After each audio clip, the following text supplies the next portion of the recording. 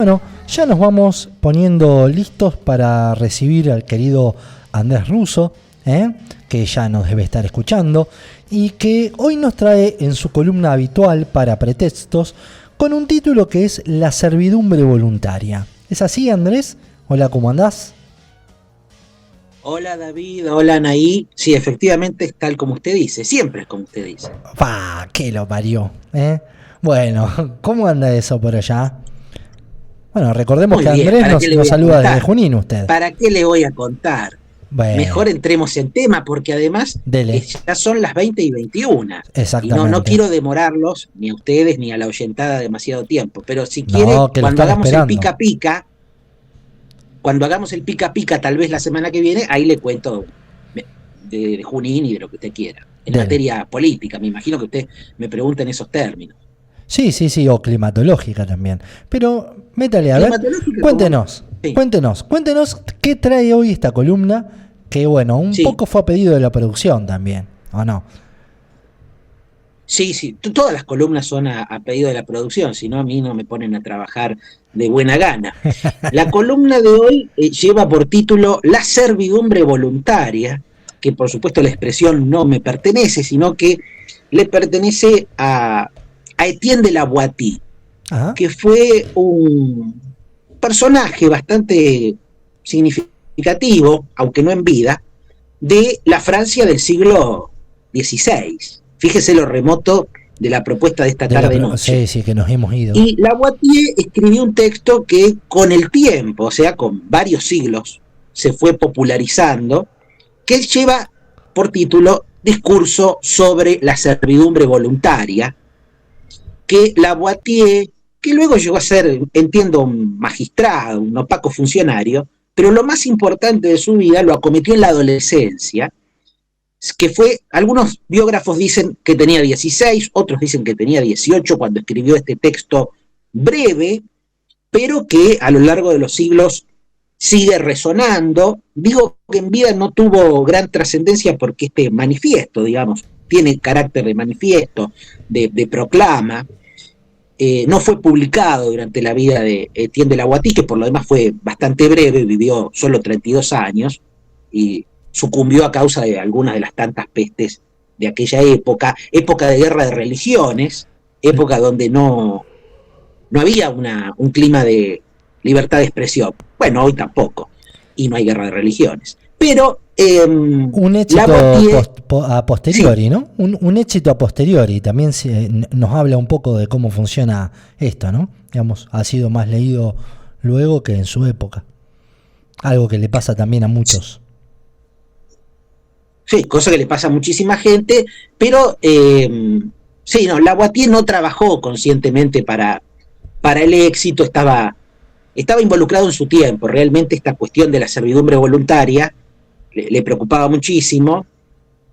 Fue muy amigo de Michel de Montaigne, un ensayista que sí tuvo toda la fama en Ajá. vida y por supuesto después de muerto enorme, y fue Montaigne el que un par de años después de que murió Etienne de la Boétie, acaso por las dudas, decidió publicar el texto, pero no tuvo mucha suerte esa edición que hizo Montaigne.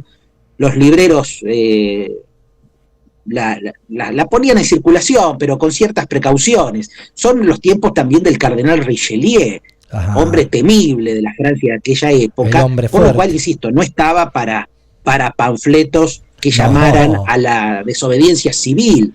Se considera también expresión que ha hecho carrera esta última semana en Argentina, con un Sí. contexto totalmente distinto y con personajes absolutamente menores, porque la expresión desobediencia civil tiene una larga historia en el pensamiento. En este caso, esta noche estamos hablando de Etienne de la Boétie, también la usó el filósofo trascendentalista norteamericano Henry David Thoreau, que tiene todo un libro que es dedicado a la desobediencia Así civil, es. al llamado a no pagar impuestos, pero en ese caso por la guerra que Estados Unidos estaba emprendiendo contra México.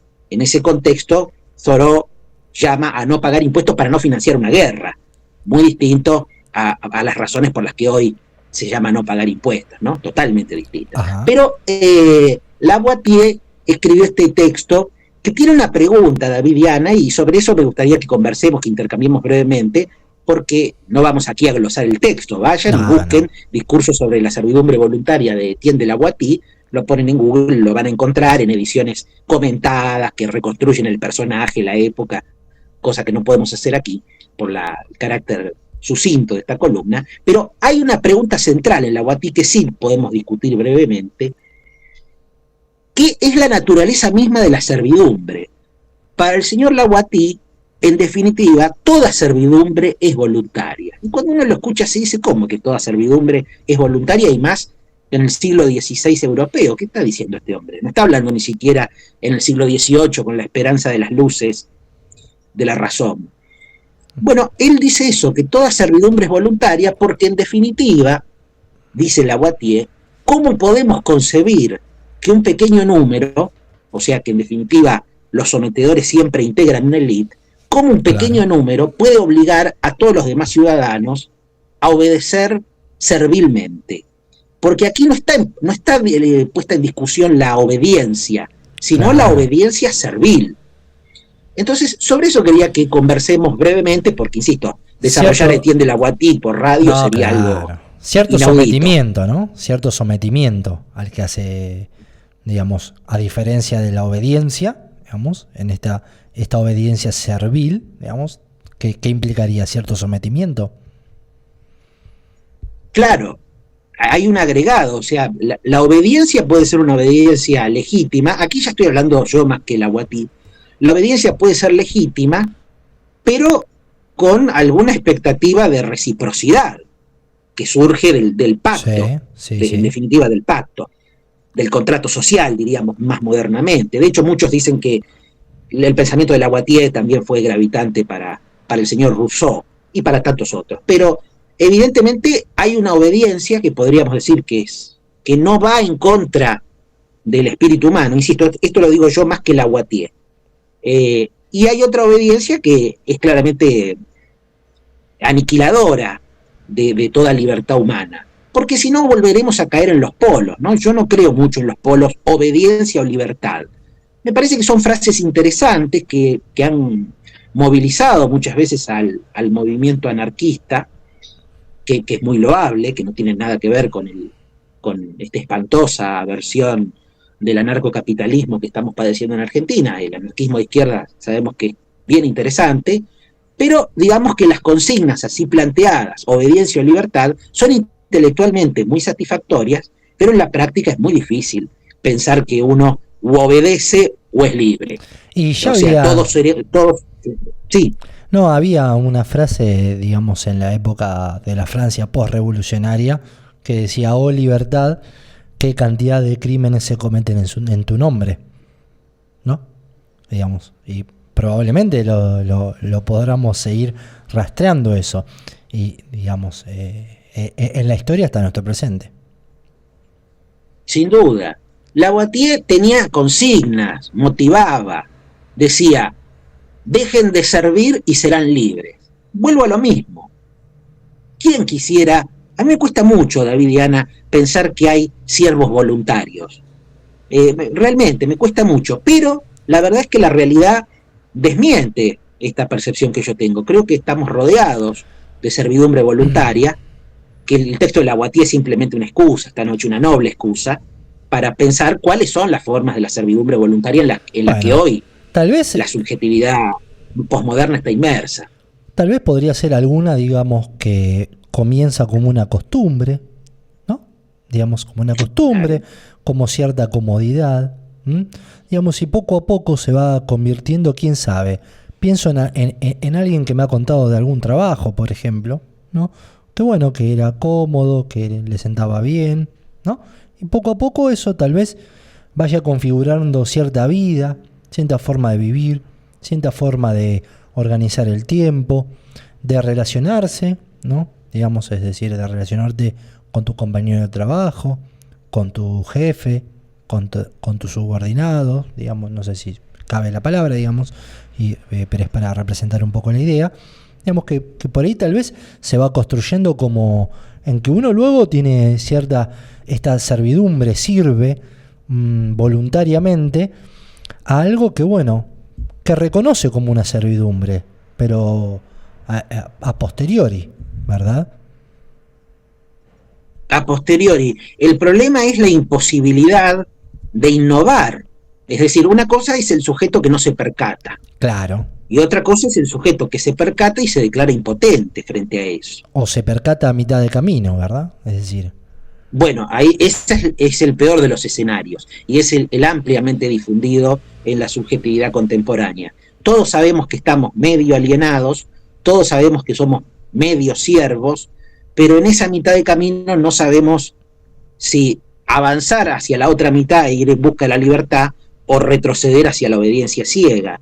Y a veces es muy difícil hacer equilibrio desde la mitad del camino, que insisto, creo que donde la mayoría estamos, sí, en la mitad del camino. Y podemos traer, Andrés, a relación, digamos, ¿cómo se relacionaría esa gran película que ya alguna vez comentaste vos en la posta.ar y que yo estuve viendo ahora hace poco, que es Lo que queda del día, de James Ivory? ¿No? Con sí, Anthony gran Hopkins. película de la década del 90 con Anthony Qué Hopkins. espectacular, qué barbaridad, digamos. La verdad es que se le recomendamos mucho. Sí, y sobre todo ahora que está disponible en Netflix también, digamos, se puede ver en una altísima calidad, digamos, que ahí, digamos, Hopkins cumple el papel de un mayordomo que es totalmente servil y que permanentemente, digamos, oculta o tapa o reprime, digamos, mejor dicho, su opinión, su personalidad, ¿verdad? Su interés, sus ganas, ¿en función de qué? En función del servir mismo, pero lo interesante del personaje creado por el premio Nobel Kazuo Ishiguro y llevado a la pantalla por James Ivory, como vos bien decías, es que él en la servidumbre encuentra la dignidad. O sea, todo lo contrario de lo que nosotros esta tarde-noche estamos impugnando, moderada o radicalmente, vaya uno a saber, pero para el personaje de Mr. Stevens, hijo, porque está también Mr. Stevens Senior, claro, ambos son mayordomos, es la figura del mayordomo, David, que en ese momento, la novela se sitúa en el periodo de entreguerras del siglo XX, el mayordomo tiene una figura de gran prestigio. Dentro de lo que quedó de la aristocracia inglesa, es el mejor lugar al que se puede aspirar, dentro del servicio, ¿no? Exacto. Servir como mayordomo, porque implica un lugar de confianza del amo respecto del mayordomo, y en el texto, más que en la película, en el texto de Kazuo Ishiguro, más que en la película de Ivory, se ve una justificación explícita del personaje Mr. Stevens de su propio rol, ¿no? Servir como mayordomo es haber alcanzado una meta en una vida que no se propuso ninguna otra cosa. Claro. Y que cuando se la propone, o cuando los azares de la vida, además de servir como mayordomo, le proponen alguna otra cosa, verán quienes lean el libro o quienes vean la película, si el señor Stevens se anima un poquito a apartarse de ese camino de servidumbre para ver si puede ser un poco libre en el terreno del deseo. Pero bueno, como siempre me han pedido que no sea spoiler, lo dejamos en suspenso si efectivamente Stevens, el mayordomo, se libera o no, y qué significará eventualmente liberarse o no para alguien que está en esa situación. Es muy esquemática y al mismo tiempo muy arquetípica la imagen del mayordomo. Uno cuando ve un mayordomo espera eso, ¿no? Espera lo que Anthony Hopkins ofrece con su usual soberbia en el ámbito de la interpretación. Un personaje sin fisuras, un personaje que cumple un rol y todo su propósito existencial se agota en ese rol. Bueno, digamos que ahí sería la servidumbre voluntaria, pero gozosa. O sea, él no quiere ser otra cosa que mayordomo, en apariencia. Y si quiere ser otra cosa, hay que ver si se anima. Pero bueno, ¿qué sí, es una excelente película y una excelente novela para discutir la cuestión de la servidumbre. Y lo que plantea, ¿no? Con respecto a eso que está en el otro lado, digamos. Lo que no sabemos si o no queremos decir si Hopkins explorará o no, digamos, que es la posibilidad de hacer, como decíamos, ¿no? Es decir, si es posible hacer algo diferente a esto que hago. Es decir, esa posibilidad de pensarme yo como algo diferente, ¿no? Es decir, poder trascender aquello que soy, y digamos, que significa también como un espacio de soledad, si se quiere, porque es la búsqueda también de mi propio deseo, de lo que quiero, de lo que quisiera hacer, más allá, digamos, mucho más arrojado, una apuesta mucho más insegura, ¿no? Digamos, que es también como lo otro que plantea este papel de Hopkins, digamos, él siempre el mayordomo sabe muy bien lo que tiene que hacer, es un espacio de seguridad, de comodidad, de tranquilidad. Entonces, digamos, también puede planteársele, digamos, a aquel que tiene cierta servidumbre, digamos, voluntaria o no, digamos, el pensar qué pasaría si yo cambiara esta situación. Bueno, ¿qué recaería sobre mí? Y bueno, podemos dejar justamente en ese interrogante, en ese condicional que has esbozado, si yo me animase, o al menos intentase ser otro u otra. Bueno, esos son los caminos del deseo, que son también los caminos de la libertad, pero por supuesto, ahí hay que animarse a pagar primero el precio del viaje, que significa explorar esas posibles alternativas, y también eventualmente frustrarse si uno no las concreta, pero en cualquier caso estará mejor, incluso frustrado, estará mejor que permaneciendo en esa monolítica zona de confort que es lo que nos tocó. Pero lo dejamos aquí y lo seguimos en cualquier otra columna porque es un tema más que interesante. Bueno, y invitamos a Andrés también a que se pasen por el sitio de noticias, laposta.ar, y visiten ahí todas las notas y columnas sobre cultura que hemos realizado, y en particular hay una que habla sobre este tema, ¿no? Sobre esta propuesta cinematográfica que también, digamos, en algún momento hemos dado a comparar con otras, que también la dejaremos, digamos, para otro momento. Sin duda. En todo caso, la semana que viene, digamos, lo que habíamos hecho desde la posta era ofrecer un parangón entre 2 libros y 2 películas. Claro. Lo que queda del día o lo que resta del día, según la traducción, y una película maravillosa, la última película que interpretó Marcello Mastroianni, Sostiene Pereira, basada en la novela de Antonio Tabucchi. En todo caso, en la próxima columna, si quiere, hablamos de Sostiene Pereira, que sería el antónimo existencial de Mr. Stevens. Si quiere, la semana que viene hablamos de Sostiene Pereira, y que es alguien que sí encontró la gambeta a la servidumbre. Claro, bien, la gambeta de la servidumbre.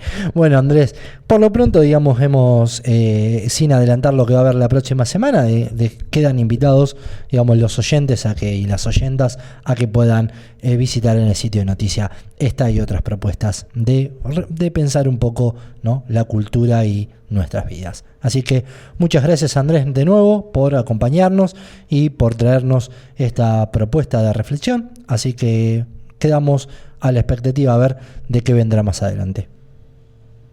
Un placer como siempre, nos volvemos a encontrar el próximo martes, que estén muy bien.